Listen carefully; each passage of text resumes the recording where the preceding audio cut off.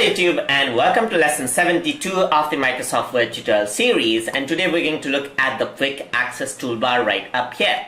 So over here you can see that there are ribbons right here, and there is quick access toolbar. So options like save, undo, and everything else is actually here. So if I were to type something and erase it, you can see that there's a redo and undo right here.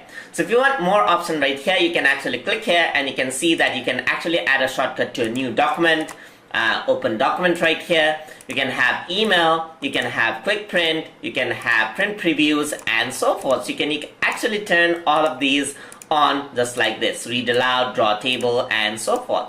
So now if you want more than this, you can actually go to more commands right here, and just like this, you can actually access all of the commands right here. So let's say, for example, if I want something from the reference tab right here, like let's say, for example, if I want the bibliography, I can simply add that in and press OK. So you can see that bibliography is actually added in over here into the quick access bar right there.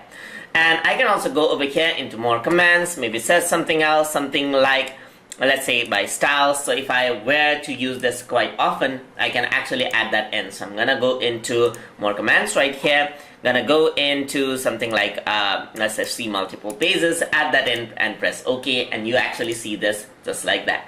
So now over here you can also do this. If you do not want this at the top of your Microsoft Word window, you can also go below the ribbon just like this, and over here now it shows all below the ribbon just like that. So that is how you can customize the quick access toolbar inside of Microsoft Word. Hope you guys learned something as always, and as always, please like, comment, share, and subscribe.